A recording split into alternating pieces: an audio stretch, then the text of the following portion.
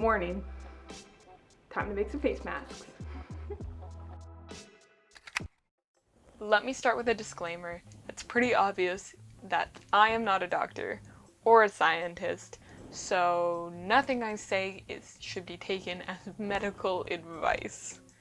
So here I go, giving you some really important information that you should know. According to the Government of Canada, people who are healthy, it is not recommended that you wear a face mask to prevent the spread of COVID-19. If you are not ill, wearing a face mask can give you a false sense of security, even though there is still risk of infection with improper use of a mask. However, your healthcare provider may recommend that you wear a mask if you're experiencing symptoms of COVID-19 when seeking or waiting for medical attention. In this instance, masks are an appropriate part of infection prevention and control measures. Now, once again, I'm not trying to tell you what to do. Just take in this information before you go make a million masks out of your bedsheet. I see these masks as a resource for people who need masks but can't have access to them. They act as a better than nothing solution, and again, are not medical grade in any way, shape, or form. With that being said, let me show you how to make them. Hey guys, VoiceOver Edie here. So we are using a pattern from Instructables.com for a DIY cloth face mask, and I'll put the link to that in the description below.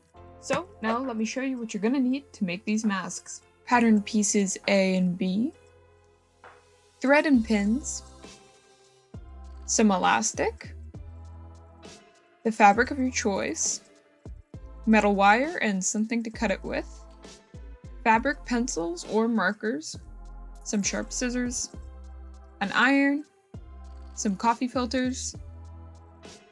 Oh, and hold on a second. You're also gonna want to make some coffee for you. And did I mention you're gonna want to use a sewing machine? I mean, you could sew them by hand, but that takes way longer.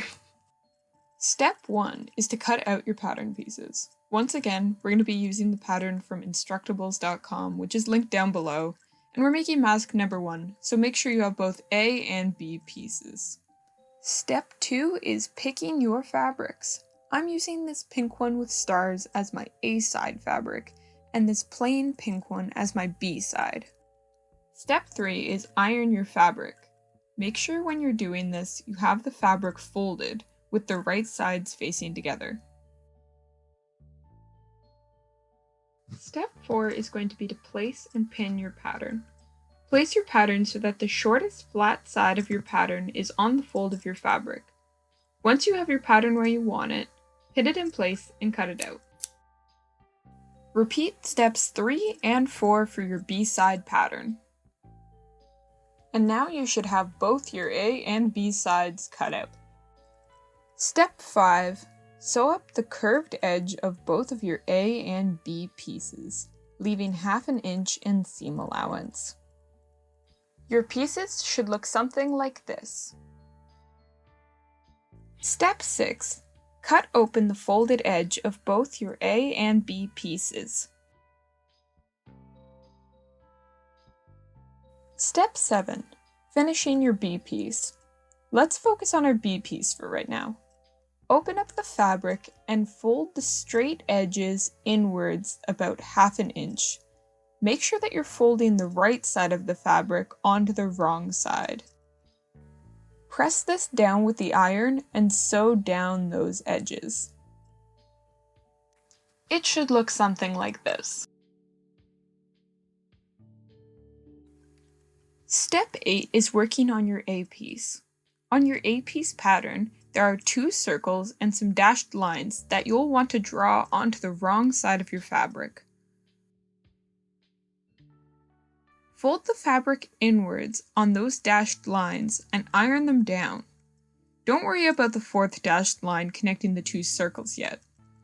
Once you have all 3 of those sides folded and ironed down, sew them down like so. You are going to want to do this to both sides of your A piece. Step 9 is making a sleeve for the elastic. With all 3 of our flaps sewn down, we're now going to make the sleeve that the elastic will go in later. Fold your fabric inward to the 4th dashed line and sew it down, once again doing that to both sides of your A piece. Once you're done, it should look like this. Step 10 is to clip your seams.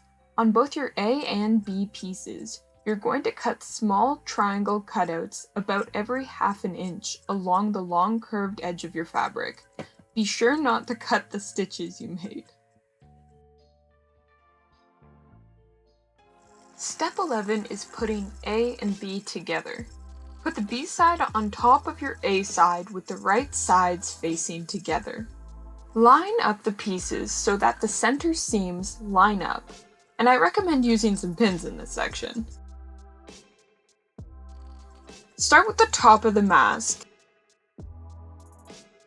and then sew across it.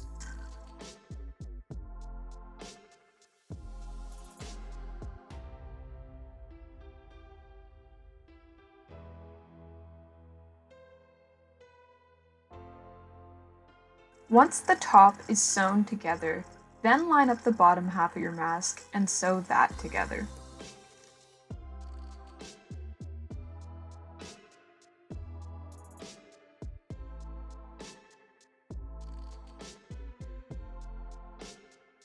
Once you're done, it should look like this. Step 12 is to turn it inside out. Give those seams a once over with your iron, that way the mask lays a little flatter.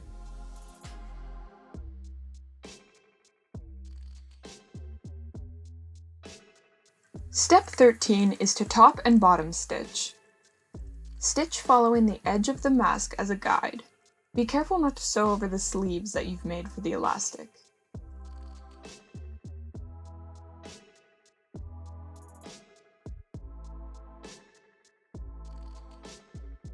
Now this gives your mask a more finished and clean look. Step 14 is to cut a piece of wire to add to the nose part of your mask. I recommend a 2 to 3 inch piece. Once I have my piece cut, I like to mark on the inside of the mask where I want the wire to go and where I will sew my pocket. Step 15. Sew the pocket for your wire to sit in. I follow the lines that I drew. Make sure to leave one side of your pocket open so you can insert the wire. Step 16 is to insert your wire. You do this by going between the layers of your mask. Be patient, it might take a little bit. Once you have your wire in, sew the wire pocket closed. Step 17, there is no more sewing, you guys. You just need to add your elastic into the elastic sleeves we created on the side. Make sure you use enough elastic to go around your ears. About 8 to 10 inches is usually good. I like to use a safety pin to help guide the elastic through the sleeve. And once you're done, you can sew or tie the elastic to your desired length. In the famous words of East Side Mario's, "Hey, bada boom bada bing, you got yourself a face mask." Okay, that really is the end of the tutorial though. That is how you make the face masks. It's about 17 steps, maybe more like 15 or 16 if you combine some of the steps together. But they're not that hard to make and they're fun to make. Here's me and Mama Bruins wearing the masks. They fit well, they're comfortable, they're machine washable, and overall you feel better about making them because you made them with your own 2 hands. Now, don't think I'd let you leave this video without one more PSA about the masks. These masks are only effective if you use them with other safety measures. That means avoiding close contact with people, covering your nose or mouth while sneezing or coughing, and washing your hands frequently with soap and water for at least 20 seconds. Some other important tips on wearing a mask are that you should wear your mask in the same orientation, meaning always having the same side facing forward.